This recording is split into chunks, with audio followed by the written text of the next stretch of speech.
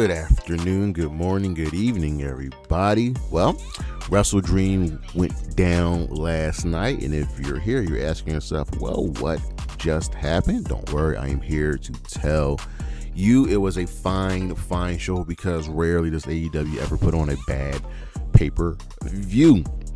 So this show featured, including the pre-show, which was the tailgate, 13 matches.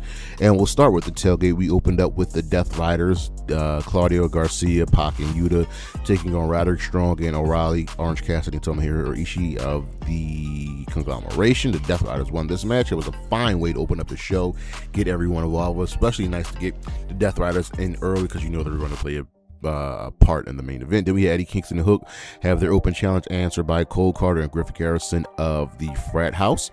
Of course, Hook and Eddie won that. Then we had really our startup for the women's tag team tournament. This wasn't part of the tournament, but it was, getting our eyes on the tournament as Harley, Cameron, and Willow Nightingale defeated the Top Gods team of Megan, Bayne, and Penelope Ford. I kind of thought Bayne and Ford would win because they're next to TJ are the truest of true teams, but I kind of expect big things for them in the tournament. And then lastly, the main event of the tailgate was FTR versus JetSpeed. And funny thing about this match was it bled into the start of the pay-per-view. So if you turned on the pay-per-view, you would have, FTR, they're the start of the show. No. This was not the official first match of the show. But I kind of like this. It was probably a timing issue, but ultimately it still worked. That was a unique way to start the pay-per-view, but ultimately FTR defeated JetSpeed, the true start of the pay-per-view. And I believe this is the first time this has ever happened. The women opened up a pay-per-view, and it was Jamie Hayter versus Thekla. These two are part of that Fight Forever grouping of people, especially when it comes to Thekla, Queen Aminata, Thekla, and Jamie Hayter. This was a good match. There's something special about Thekla, and even though she lost her, Jamie Hayter picked up the win. That she's going to go far in AEW. I kind of wanted her to win here because I wanted her to be the next challenger for Chris Statlander or Tony Storm, whoever won that match. But Jamie and Thekla put on a fine match, and it got time too. The crowd was really into it, and I hope we get to see more of the women opening up the show. Mind you, everyone else was banned from ringside after the match. Queen Aminata came and checked on Jamie and the Sisters of Sin. Thekla is trying to go ban his teammates Julia Hart and Sky Blue were on the stage, obviously because they will also be in the tag team tournament. Then our second match of the evening was the $500,000 tag team match, with the winners receiving $500,000. It was Jurassic Express taking on the Young Bucks, and this was a fine match. It's good to see the Jurassic Express again together, and the Young Bucks did everything in their power. There were so many near falls in this match, and it played on all the history between Jack Perry and the Young Bucks. Ultimately, the Jurassic Express won, so we see the downfall of the Young Bucks continue. After the match, members of the Don Callis family, I believe it was Josh Alexander, Hachicero, and Lance Archer, attacked Jurassic Express while the Bucks left. I mean, they didn't even shake They didn't shake Jack Perry's hand as he offered it to them, and they were hesitant. Kenny Omega came out, was talking to the Bucks like, yo, what's going on? Our boy's getting attacked. He helped make the save, and we're seeing the slow face turn for the Young Bucks, and I'm all here for it. Then we had another tag team match, as this was a Tornado Trios match to determine the number one contender for the AEW World Trios Championship, as it was the Hurt Syndicate taking on the Demand in another solid affair. I think this should end the feud for now, but I would not be opposed to coming back to this feud. The Gates of Agony have benefited greatly from this feud. Making a tornado tag match was obvious because, again, remember MVP said, hey, I may not be the best at wrestling anymore, but I could damn sure fight. And this was a fight, ladies and gentlemen. Everybody got time to shine, especially Shelton Benjamin and Bishop Khan. Man, I could go for a nice little one-on-one match between these two, even though I do think they fought in Philly. Ultimately, Bishop Khan took the bullet for Ricochet, pulled him out of the ring. He himself stepped up to all three members of the Hurt Syndicate, and he took the fall. This was a star-making performance, especially for Bishop. But now the Hurt Syndicate are the #1 contenders for the Trios Championship, and that match will be going down this Wednesday on Dynamite as they will be taking on the Ops. Then we had match 5 of this blood feud between Kyle Fletcher and Mark Briscoe. This was for the TNT Championship with Kyle Fletcher defending. And ladies and gentlemen, this could possibly be your match of the evening. It was one of the longer matches on the card, and it was fantastic. You just figured Mark Briscoe was going to win here. I wanted Mark Briscoe to win. Everybody wanted Mark Briscoe to win, and he had this match won on multiple occasions. It even got down to the point where Kyle Fletcher could do nothing but get a finger on the rope. But ultimately, he used his cheating ways, pushing Mark Briscoe into the ref, blinding the ref, low blow to Mark Briscoe, brainbuster on the ground, brainbuster on the turnbuckle, which is like his ultimate finishing move. You know, Mark Briscoe kicked out of the first one. Kyle Fletcher retains the TNT Championship. So we are really doing big things for Kyle Fletcher. Then we had the AEW Women's World Championship. Chris Statlander defending his timeless Toni Storm. And this feud is essentially we are gay for each other. And Toni Storm's like, put me down. I would not have been shocked if Toni Storm won this match, but her and Chris put on a very solid affair. I'm happy that we're finally going all in on Chris, building her up. She is an AEW original after all. Her and Toni just really worked well together, and this was their first match against each other. And it was good. It was a lot of power, a lot of counters, and Chris and Stats, they just really work well together. There was a couple, spamming at finishers, more so on the Toni Storm part as she was getting really desperate. Chris had her in a leg lock around her head. I think it was for body scissors, whatever, and trying to choke out Toni Storm, but Toni was fading and then coming back and coming back, and Chris's legs were starting to get tired, and Toni just said, finish me, murder me. And so Chris finished her off with the Saturday Night Fever 1, 2, 3. Chris Statlander still your champion. They hugged it out, as there's no bad beef between them, but the downfall of Toni Storm starts now as Chris is celebrating. Mercedes Moné comes out and boots her out of the ring, disrespecting your Women's World Champion. And this was Mercedes' open challenge, title for title, who will put their championship on the line against her TBS championship. And it was answered by none other than the interim Women's World Television Champion of Ring of Honor, Mina Shirakawa. And this was also a really good match. I like that we went back to back with the women, and this was the first time, one of the few times we've had 3 women's matches on the card.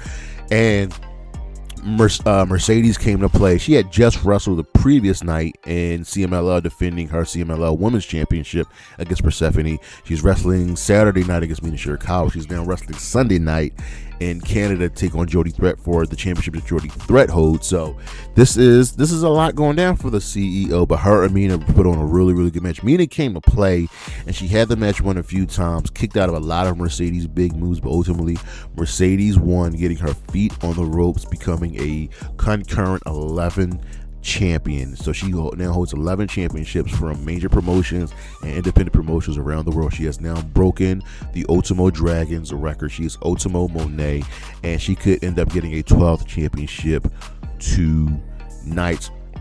And later, Mercedes got upset when Chris, after the match, came out and stared her down. Mercedes was like, how could you disrespect me? That's the pot calling the Cuddle Black. So she wants Chris on Dynamite, and it looks like we might be getting this match for the AEW Women's Championship. This is going to be good. I like where we're going, because also later in the evening, Toni was down and out. She just didn't know what was going on. She was a blank stare. Mina came to comfort her, and they both lost everything. I think this is setting up for Mina and Toni to be in the women's tag team tournament. I'm thinking at least 4 of the teams. There should be more than 4 teams, but 4 of the teams would be TJ, the Top Gods, Harley and Willow, and Mina and Toni. And where we're going with Chris And Mercedes, I think Mercedes doesn't win, and I think Chris ultimately holds the belt. And I think the first women's main event for a pay-per-view will be Willow Statlander taking on Chris Statlander. Willow and Statlander facing each other for the women's championship. We're going to crown Willow Nightingale, then Mercedes will end up beating Willow. But I digress. Then we have the tag team championship match, which is probably my favorite match of the evening. Brodito defending against Don Callis family members Kazuchika Okada and Konosuke Takeshita. This was, ladies and gentlemen, an ultimate affair of just styles clashes and techniques. Watch this match. Bandito was the one-handed man doing everything in his power to support his partner Brody King, and there was tension between Okada and Takeshita, because as we get to the end of the match, right, Okada accidentally gives Takeshita a Rainmaker, and the camera focuses on Okada, and Okada's first shot. And then he's smiling and he's laughing. He has no regret about accidentally hitting Takeshita with the Rainmaker and then giving the middle finger. But that is what ultimately cost them the match, as multiple times Bandito tried going for the 21 plex. He finally got it after some encouragement from Brody King saying, "Don't stop fighting. 1, 2, 3. We still have your tag team champions in Brodito." Followed up after that was the AEW World Championship, Hangman Adam Page versus Samoa Joe, and they really sold us on this match. We opened up the match actually with announcing everyone's accolades. You got to remember, Joe's like a 3-time Ring of Honor champion, TV champion, tag team champion, television champion. He's a former AEW World Champion. He's the current Trio champion. Joe is that dude. And of course, they can't say that the championship he's held in WWE and TNA, but there was that as well. Same thing for Hangman. We got his accomplishments. And this was a really, really solid match, ladies and gentlemen. Watch this for just how you tell a story in professional wrestling. The intensity was there. This had a big fight feel. It was all about Samoa Joe trying to prove that Hangman is nothing more than a pretender, and Hangman's like, "Yo, I'm here. I'm champion. What are you talking about, bro?" So this was a really, really good match. Ultimately, Hangman won the match, we believe, earning Samoa Joe's respect. But as the Ops came out to celebrate these two men, Joe gave Hangman a clothesline, and the Ops jumped Hangman, took him out, muscle buster on the belt, and now the Ops are heels. It's weird. I know why they did it, not to want to continue Joe and Hangman, but also seeing as how the number of contenders for the Trios Championship are the Hurt Syndicate. You can get faces versus heels, but you can also just do faces versus faces. It's going to be weird seeing Shibata as a heel, especially at this point in his career, but ultimately Hangman retains, and we have another heel group in AEW. And the Ops, and lastly, our main event, ladies and gentlemen, not for the faint of heart, the I Quit match between Darby Allin and Sting. Ladies and gentlemen, this was crazy. This was tough because Mox and Darby, they don't have any quit in them. So how are they going to do it? Once Mox brought out the skewers, I visibly shook, and he was trying to pry off Darby's fingernails. Oh my goodness. There was a lot going on. Funny enough, there wasn't a lot of blood in this match. So how does this match end after going through tables and chairs and skewers and everything? The Death Riders come out and they get a fish tank and fill it with water, and they're actively trying to drown Darby Allin. That's crazy. I've never seen that before. I don't even know if I want to see it again, but I love horror movies. I don't know. And he would not quit. He would not quit. Like, they literally tried drowning this man on television. But there's always someone, an angel, watching over Darby Allin. And the lights go out. The lights come on. Standing in the ring is none other than Darby's quote-unquote father, Sting. Old man Sting, white hair, face paint, jacket, and all, with his baseball bat, takes out the Death Riders, takes out Moxley, destroys the fish tank, gives Darby the bat, and he takes Marina Shafir to the back. And Darby does everything. Takes out Mox with the bat, destroys the fish tank, Scorpion Death Drop, Coffin Drop, gets the AEW flag that he had at the top of Mount Everest, and chokes Jon Moxley until he says, "I quit." This was right before he put him in the Scorpion Deathlock, and ultimately that's how Moxley quit. I don't know where we go from here. This should be the end of the feud between these two, but I don't know. This was the perfect match to end the pay-per-view. I want to see what we do with the Death Riders, because I know these are back-to-back losses, but they are still a serious threat in AEW. Ultimately, this was a fine show. I would give it a B+.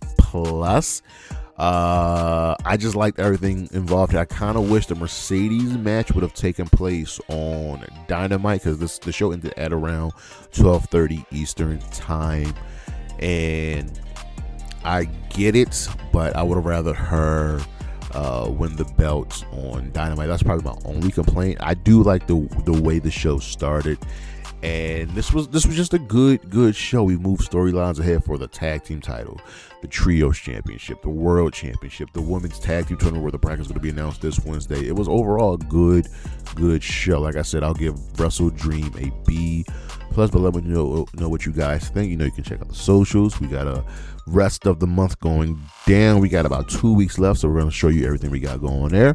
But that is what just happened for AEW WrestleDream.